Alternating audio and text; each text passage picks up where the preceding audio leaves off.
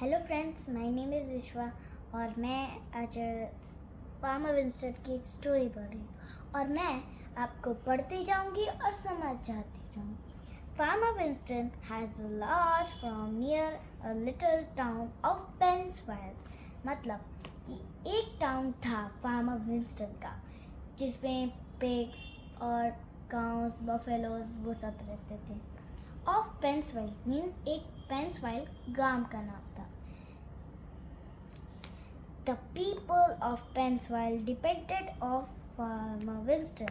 मतलब कि बटर जब जो भी पेंसवाइल के जब गांव वासियों थे वो सब डिपेंड फार्मर विंस्टन पे ही करते थे for milk, cheese and butter.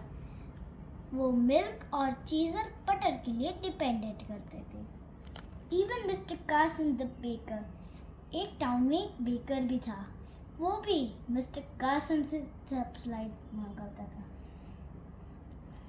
Bought his supplies from Farmer Winston. Every morning, Farmer Winston drove up to the bakery. सब दिनों वो सुबह उठकर अपनी सब सप्लाईज फार्मर विंस्टन को देता था।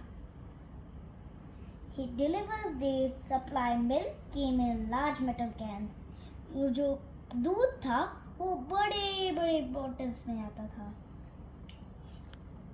There were round blocks of creamy cheese और जो चीज था वो राउंड ब्लॉक्स का था। और golden yellow butter came in 1 pound of packet. जो गोल्डन येलो वाला बटर था वो 1 pound का पैकेट आता था। शेप लाइक ब्रिक्स, वो ब्रिक्स मतलब ईट जैसा आता था।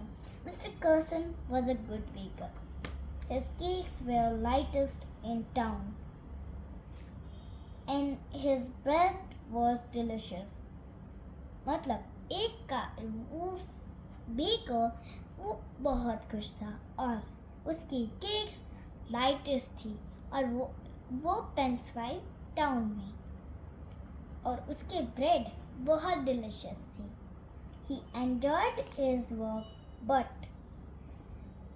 वो अपने वर्क को बहुत एंजॉयमेंट से करता था। But this morning, Mr. Carson was frowning. But this morning is this but is सुबह को वो बहुत ऐसे गुस्से में थे। For last few days, उनके जो दो तीन दिन से his cakes had not done out as well that usually they did। उसका मतलब कि वो अभी केक्स अच्छी नहीं बन रही पहले जैसी। There was something wrong, but he couldn't understand it। उधर कुछ गलत था बट उसे कुछ पता ही नहीं चला। He had used same amount of everything। उसने सब अमाउंट का सब लिया है, butter, sugar, eggs and flour, but his cakes were not turned in same। Mr. Carson began to get suspicious। उनको किसके ऊपर विश्वास नहीं आ रहा था। It was butter, he was sure of it। वो बटर था, उसे पता था कि कुछ गड़बड़ है बटर में। He was sure that bricks of butter that Farmer Winston delivered were not correct। वो श्योर था कि जो भी बटर है वो कुछ फार्मर विंस्टन दे रहा है वो गलत है। Wait, and they did not wait. Farmer Winston delivered not correct weight. That they did not weigh a pound each। He decided to find out for several days soon after। उसने decide किया कि मैं इसका answer पता कर ही रहूँगा।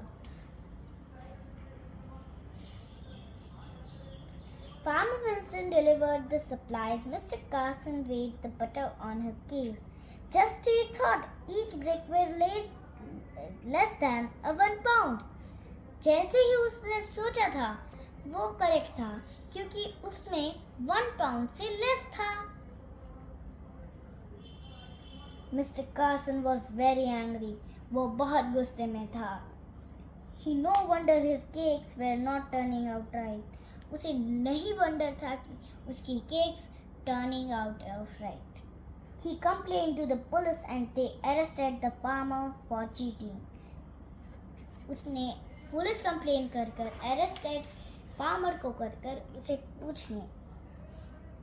At trial, the judge turned into farmer. जज farmer की तरफ देखा।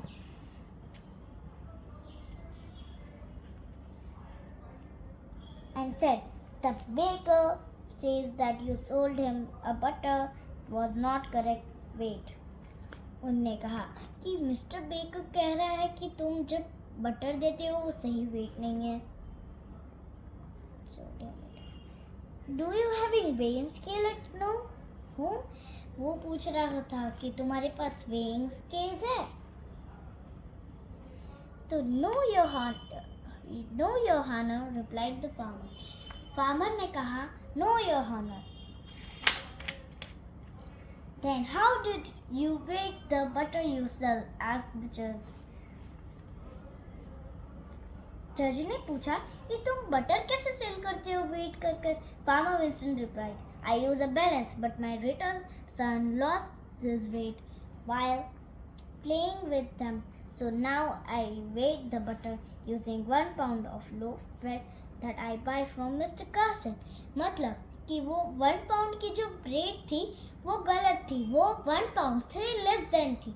तो फिर जब उसका बेटा उन्हें थोड़ी भी स्केल्स, तो फिर उसने कहा कि अब मेरे मिस्टर कार्सन की ब्रेड 1 पाउंड की है तो मैं उसी हिसाब से बटर डालता हूँ, तो मैं वही हिसाब से उन्हें देता हूँ। तो Mr. Carson was cheating.